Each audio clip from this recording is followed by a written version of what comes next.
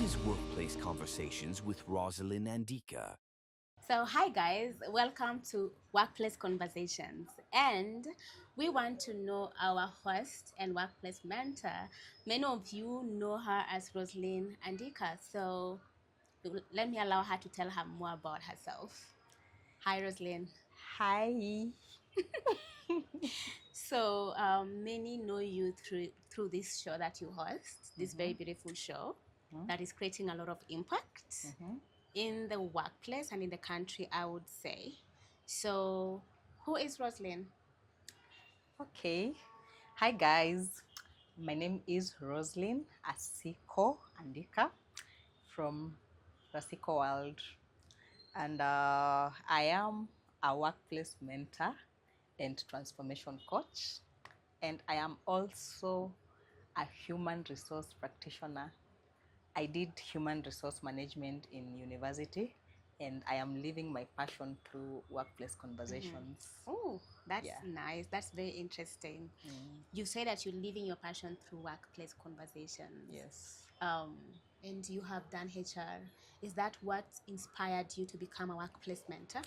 Growing up, I wanted to be a journalist, but as a result of being raised up with military parents, it was their way Yeah. or the highway, so we didn't have the the privilege of choosing what you wanted to do growing up. So, for example, personally, my father wanted me to be a chef, wanted me to be in the hotel industry, but I wanted to be a journalist. So we had that conflict of interest between me and my father. But I did his way. But growing up, I didn't like the kitchen at all. It's not my favorite place. So when I found myself in the job industry as a employee of the government, we didn't have many choices. So you would either do human resource or you do ICT or records or procurement. So after consultations, I settled into human resource. Actually, when I was doing human resource management, it was purely out of career growth and progression. I didn't have workplace conversations in mind. It was just purely, I wanted to do it so that I can get a promotion at work. But they say there are two important dates in a man's life: the day you are born and the day you know the purpose for which you are born, not the day you die. The day you know the purpose which you are born. And how do you know the purpose on which you are born? Sitting under my mentor, my greatest mentor is my spiritual father, Pastor Jimmy. So other than just teaching us spiritual matters, he teaches us also, it's all round matters of life. So he really wanted us to know your purpose. So he used to tell us, for you to know your purpose, it's that something that irritates you, triggers you. Like when that something happens, you become worked out. And so I discovered that in the workplace, I would get irritated by so many things, so many things. And because I was telling you earlier, I was born a very bold girl. And anytime I would question these things, they would put me in trouble. Anytime I would question, why is this happening? Why? It could get me into trouble, so much trouble. I've been, before now getting into in government, when I was just in the private sector, I've been fired so many jobs, like 3 jobs, because of speaking out my mind. I'm an we are extrovert, so you speak out. So I've lost so many jobs because of speaking out. But little did I know that was shaping my purpose. So out of the frustrations and the many things that were happening out of the workplace, I went into my place of prayer and I asked God, what do you want me? Because you you created me so bold, but this boldness is just putting me into trouble. It's become a thorn in the flesh in my life. So what do I do? And that was when the revelation came that I should start this show. When I was starting, I really didn't have an idea. I had an idea how it should be, but I didn't know which course it will take. But through living out the years, it has taken shape. And today we have workplace conversations. Interesting. Actually, establishing a niche is something many people struggle with. And we discovered yours. Congratulations. Yeah. And based on your journey and the challenges you have experienced, the lessons you have learned, how is your mentorship style like? Basically, my mentoring and coaching styles are purely from what I've gone through. They're coming from a position of my experiences throughout the years, because I've been in the corporate for 14 years now.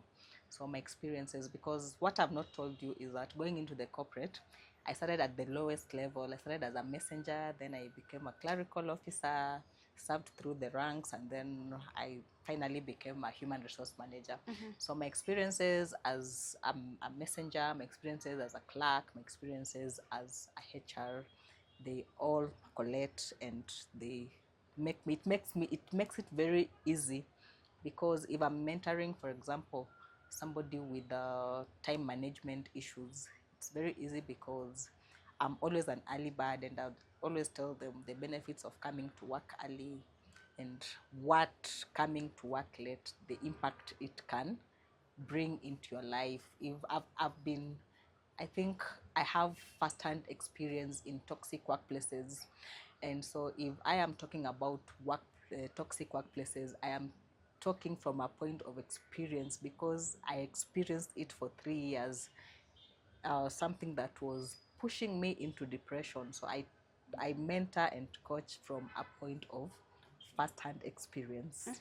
Yes. So with your first-hand experience, what is that advice you often give people? What that one piece of advice that you often give people? Concerning the workplace, I'm always telling people that you can be what you want to be. It is simple to tell them that, because if the workplace mentor I am today rose up from just being a messenger, I had a choice of just being a messenger, because there are so many people that we were employed with as messengers, and they are still messengers. But the drive that I had, what is inside me, drove me to be more than just a messenger. So today you are a journalist. I'm sure God did not just create you to be a journalist.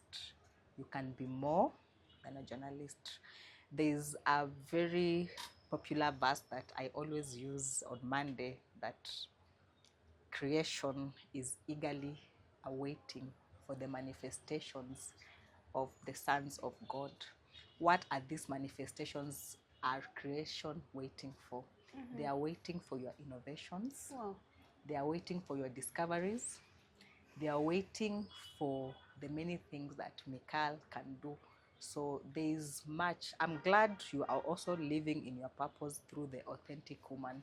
So there's so much the authentic woman can do for creation, not just for Kenya, or not just for the girl child, but the world. The Bible clearly says the world. Amen. Not just Kenya. Amen. Not just Rwanda. And so that is my biggest motivation, that you can be what you put your mind to. So don't just level up. Don't just be comforted. Don't be in your comfort zone, because I am a human resource and I have work. There's nothing else I can do. Yes, I have work, but I am here also creating impact through this show, because I believe there's so much more than I can do. There's so much more than what workplace can do other than just this show, and I'm sure we are expanding. We are getting bigger every day. Yeah. Yes. And truly, leaving your comfort zone is not easy. So when someone actually leaves their comfort zone and start start walking in their purpose. Yes. That is the day they start living, as you said in the beginning. Yes, there are two dates, important dates in your life: the day you are born, and the day you know the purpose for which you are born. Yes, and where you want to go in life. Yeah. So, you are not just a workplace mentor. Yes. There are things you do outside this show you're doing. You are a HR. But aside from that, what are these things that you enjoy doing at home or with your kids? I am a mother of 3. Yes. And I am an intentional mother. I'm a present mother. So any time to be with my children, I value that a lot. And there's no day my child will ever stand up and say my mother was never there for us. I intentionally participate in activities, school activities, home activities. I purposely intend to be there for them in each and every milestone of their lives. And apart from that, I discovered a new hobby nowadays. I bake. And your cakes are very, very yummy.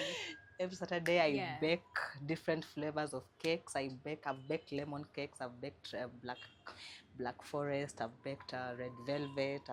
I've baked blueberry chocolate, and I'm still discovering the many things I can bake in the kitchen. And maybe, my mentor still says that for you to be comfortable and achieve financial freedom, you must at least have 4 sources of income.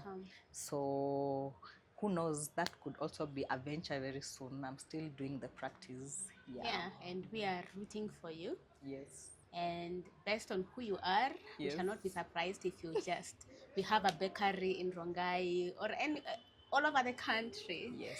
So thank you so much for taking us through who you are, and may you continue shining and prospering. Thank you. That is it, guys. Thank you so much for staying tuned up to this point. Okay.